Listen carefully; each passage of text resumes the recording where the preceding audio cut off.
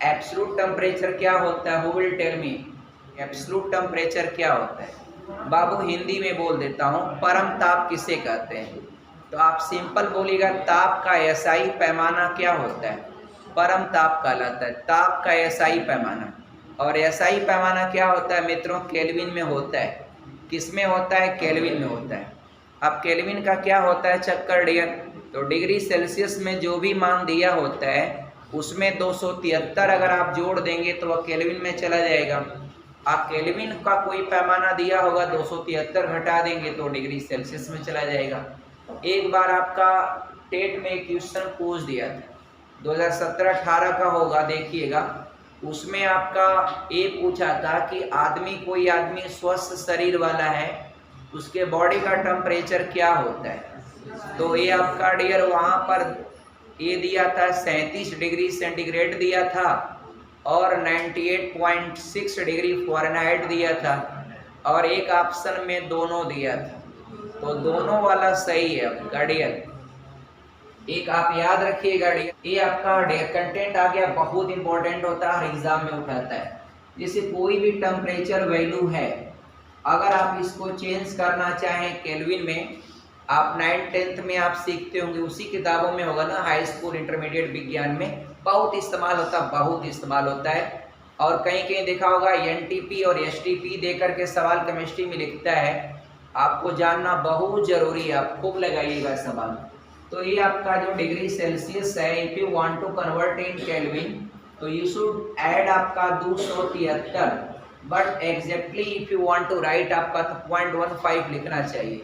मगर डियर सवालों में 0.15 नहीं लिखते हैं क्योंकि वो कैलकुलेशन और टफ हो जाता है, वैसे चाहें तो लिख सकते हैं, बता दिया मैंने। तो ये आपका 273 जो है, ये 273 आपका हो जाएगा केल्विन में।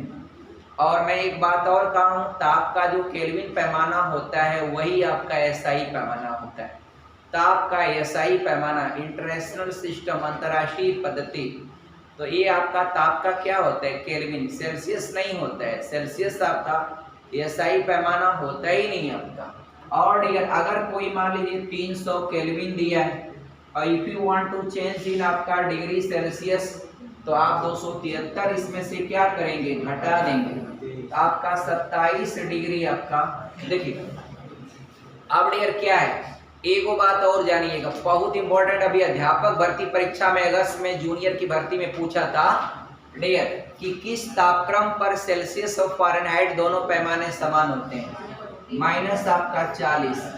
अब आप ये मत कहिएगा कि ये सेल्सियस रहेगा या फ़ारेनहाइट, दोनों में रहता है। आप -40 अगर सेल्सियस में रखेंगे तो फ़ारेनहाइट भी -40 आएगा, और फ़ारेनहाइट -40 रख देंगे तो सेल्सियस भी -40 आएगा।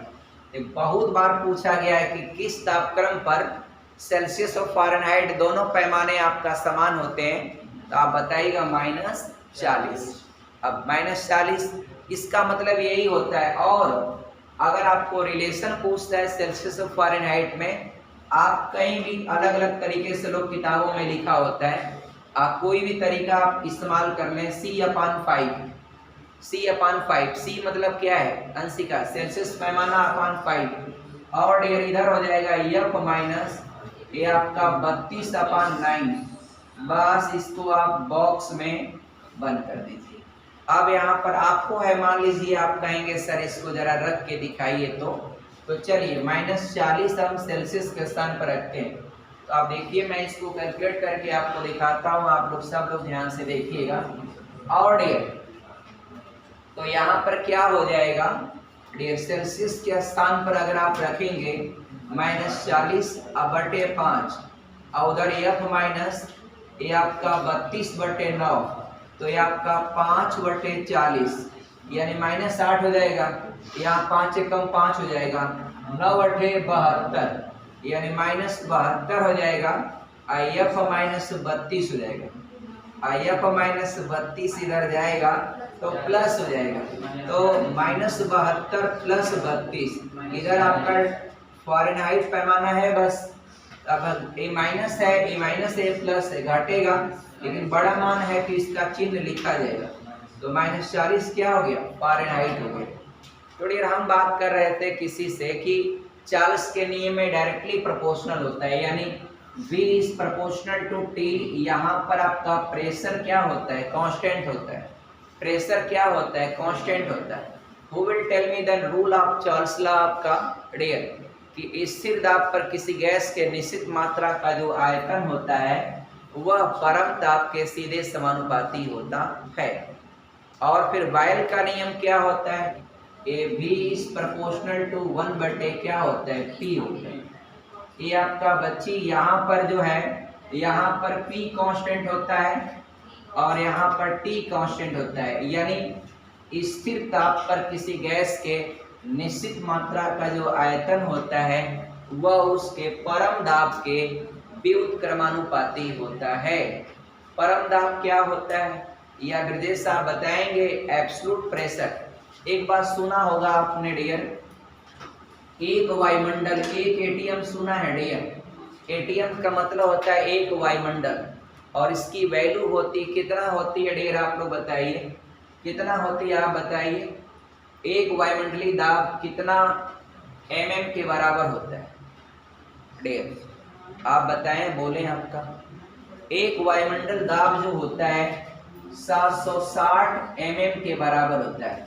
mm का मतलब होता है मित्रों मिलीमीटर, और if you want to convert in semi, forgetting that value in centimetre सिफ्रासिंग डिवाइडिंग बाई आपका 10, तो बच्ची क्या हो जाएगा, 1 एटीएम इक्वल टू आपका 76 सेंटीमीटर के बराबर होता है। तो आप ये याद रखिएगा डियर।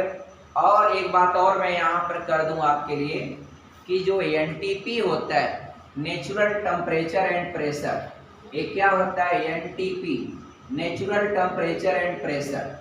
तो नेचुरल टेम्परेचर एंड प्रेशर खाली लिख देगा, तो आपको टेम्परेचर कितना लेना चाहिए, टेम्परेचर आपको 0 डिग्री सेल्सियस लेना चाहिए, और केल्विन बदलेगा तो 77 जोड़ लीजिएगा, लेकिन आपको प्रेशर कितना लेंगे। ये नेचुरल टेम्परेचर एंड प्रेशर क्या होता है, तो भैया आपका ये जो टेम्परेचर होता है वह 0 डिग्री सेल्सियस होता है, केल्विन में करेंगे तो 277 जोड़ देंगे 277 होगा, और जो प्रेशर होगा वह 1 एटीएम होता है। 1 एटीएम का मतलब आपका 76 सेंटीमीटर लिख लीजिए, या फिर आपका 760 mm या जिसमें भी आपको यूनिट डाइवर्ट हो आपका, जिसके हिसाब से लगा रहे हो,